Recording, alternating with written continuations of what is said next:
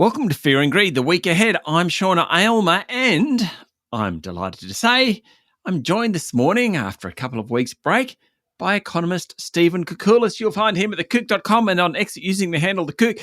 Stephen, how was Europe? Fantastic. Highly recommended. It was just Italy. I don't mean just Italy. It was Italy, but what an absolutely fabulous place to visit. Yeah, the Aussie dollar was doing okay against the euro, so the cost pressures were not too bad.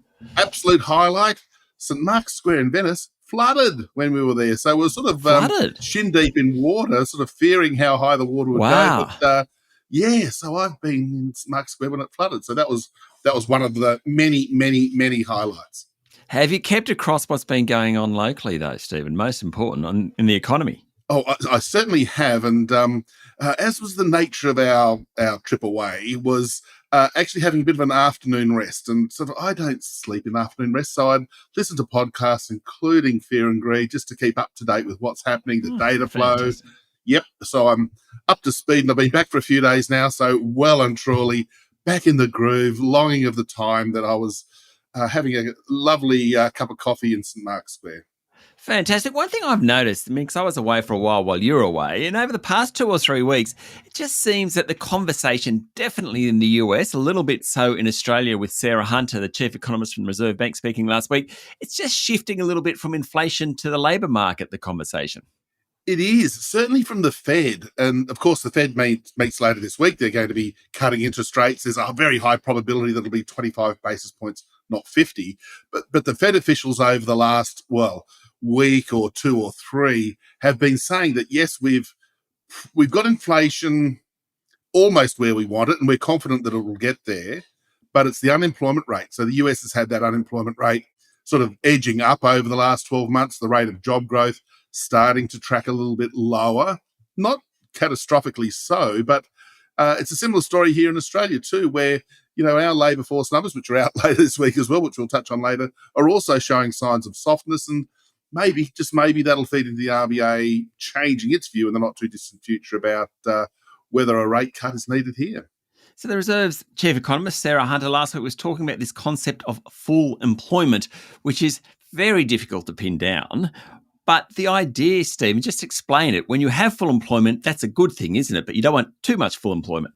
Like good red wine, there's an optimal amount. If you have too much of a good thing, you still get a hangover the next day. So full employment, as you quite rightly touched on, and Sarah touched on in her terrific speech, I recommend people read it, was that when everybody who wants a job can find a job relatively easily, that is full employment. And the way that it's generally calculated is with 2 indicators. One is the unemployment rate. So is there a level that the unemployment rate can fall to without there being inflation pressures? And that's where the second element comes in, which is wages. Because if you have over full employment, so if the economy is absolutely humming along and roaring along, then of course businesses have to pay up more for the scarce labour because the unemployment rate's so low, causing wages to increase, and you get that wage price spiral. Now, we haven't seen that in Australia at this stage. And in fact, if anything, the wages growth is starting to sort of taper off a little bit in line with the slowing economy. But ideally, if you want full employment, yes, it's a very, very difficult thing to pinpoint. You only know really a year after the event whether you got there or not. But in the meantime, the RBA charter is to grow the economy, meet the inflation target, of course, but also to maintain the economy at full employment. And that's the sort of challenge that the markets are now mulling over as we consider what happens to the RBA interest rates over the next 6, 12, 18 months. And in a couple of days' time, we get the labour force figures from the Bureau of Statistics, which will help us work out whether we're at full employment or not. Maybe it won't, but at least it'll give us a number. Another snapshot. So, again, this is a fascinating thing, and I've been around long enough. I've got to change my thinking on some of these things too. But the population growth in Australia means that we have to have employment of around about plus 35,000 per month for the unemployment rate to remain stable. That is the growth rate, if you like, of the population and the labour force. So if we get anything less than that, say we just got a plus 10,000, that's not strong enough, and the unemployment rate would creep up. So that's a roundabout way of saying that after the last couple of months of relatively what appear to be solid employment growth, the market's looking for a bit of a pullback and around about plus 25 to 30,000 in employment growth. unemployment rate, which is 4.2, is expected to be steady at 4.2. But as we know with these labour force surveys from the Bureau of Statistics, there can be these little quirks that get thrown up every now and then. If there's any increase in the unemployment rate or any downside surprise to employment, then that rate hike speculation that'll be fueled by the Fed's rate cut later this week will be sort of a bit more intense.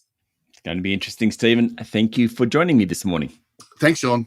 That was economist Stephen Koukoulas, better known as The Kook. You can find him at thekook.com and follow him on X using the handle The Kook. That's THEKOUK, The Kook. I'm Sean Aylmer, and this is Fear and Greed, the week ahead.